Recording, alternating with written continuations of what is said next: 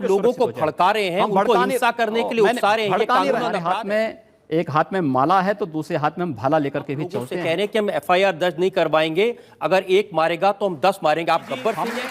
प्रधानमंत्री नरेंद्र मोदी कहते हैं सबका साथ सबका विकास।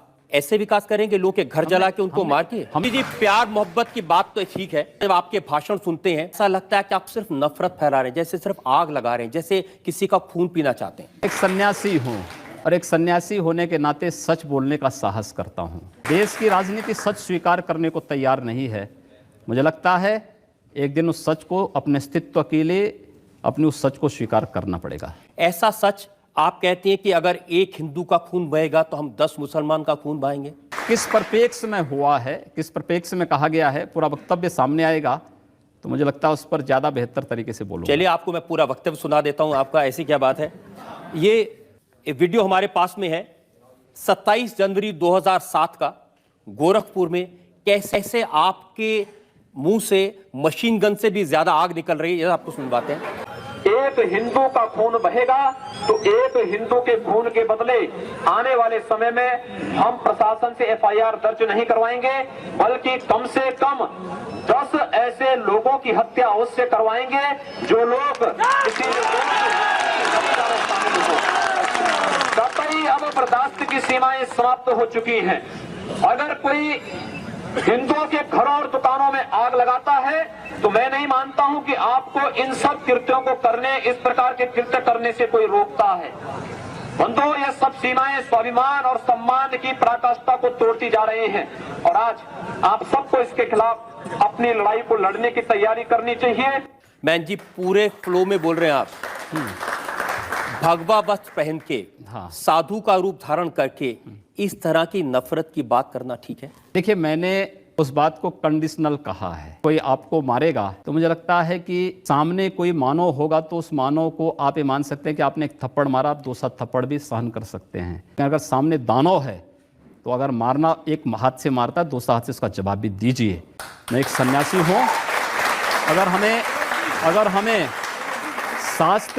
शास्त्र का प्रशिक्षण दिया गया तो शास्त्र के साथ साथ शस्त्र का भी।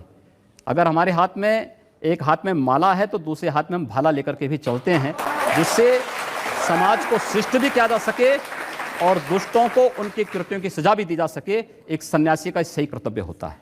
योगी जी, आप भारत की पार्लियामेंट के सदस्य हैं, आप उस सर्वोच्च व्यवस्था में हैं जो कानून बनाती है। आप लोगों से कह रहे हैं कि हम एफआईआर दर्ज नहीं करवाएंगे, अगर एक मारेगा तो हम 10 मारेंगे। आप गब्बर सिंह हैं कि हमने प्रशासन से इस बात को कहा। जब प्रशासन बात नहीं मानता है, जहां पर प्रशासनिक व्यवस्था पूरी तरह फेल हो चुकी है, जहां पर वो किसी चीज को सुनने को तैयार नहीं है। गोरखपुर में दर्जनों व्यापारियों की दुकानें आग लगाई जा चुकी थी। एक व्यापारी की हत्या सरेआम इसलिए कर दी जाती क्योंकि एक हिंदू बालिका को जबरन मुहर्रम का जुलूस उस बालिका के साथ जबरन करने का प्रयास करता और वो व्यापारी उसको बचाने के लिए आता है तो उसकी हत्या सरेआम पुलिस की जीप से खींच करके चाकू से गोंद करके उसकी हत्या कर दी जाती है। कोई इस बात को सुनने को तैयार नहीं। आखिर हम लोग बाकी इसके अलावा हमारे पास चारा क्या है? अपने लोगों को संगठित करके इस प्रकार के अन्याय का प्रतिकार करना। मुझे लगता है जब कानून और व्यवस्था फेल हो जाती है, जंगल राज हो जाता है, तो जंगल राज का जवाब जैसे को तैसा देने की तैयारी होनी चाहिए। जी, प्रधानमंत्री नरेंद्र मोदी कहते हैं सबका साथ सबका विकास। ऐसे विकास करेंगे लोग के घर जला के उनको मार के? हमने कहा हम पहल नहीं कर रहे हैं, हमने अपने तरीके से नहीं जलाया है। हम कह रहे हैं कोई हमारा जलाएगा तो ये निश्चिंत होकर के नहीं बैठे। आप लोगों को भड़का रहे हैं, उनको हिंसा करने के लिए उकसा रहे हैं, ये कानूनन अपराध है। मैंने ये कहा कि अगर कोई हमारा जलाएगा तो वो सुरक्षित नहीं बैठेगा। प्रशासन रोकें अन्याय। मैं फिर कहता हूं ना कि अन्याय किसी के साथ ना हो। आप ये जानते हैं कि ऐसे भाषण देना, लोगों को भड़काना, मर्डर के लिए भड़काना, कत्ल के लिए भड़काना, आग लगाने के लिए भड़काना, ये कानूनन अपराध है। ये कंडीशनल है। अगर कोई आपको मारता है, प्रशासन कार्रवाई नहीं करता है, आप हाथ पर हाथ धरे रहे मत बैठिए, उसका प्रतिकार करिए। कानून आपको इस बात की इजाजत भी देता है कि आप आत्मरक्षा के लिए कुछ भी करिए। मैं आपकी इस बात से बिल्कुल सहमत नहीं हूं और बात आपकी सिर्फ यहां नहीं रुक जाती है, आपका अपराध और बड़ा है। आपने कहा कि अगर एक हिंदू बालिका को ले जाएंगे तो हम 100 मुस्लिम बालिकाओं को ले जाएंगे। कितनी खराब बात है। आपको लगता है कि हिंदू बालिका, उस बालिका को ले जाना उस लव जिहाद का एक हिस्सा है जो देश के खिलाफ एक साजिश है।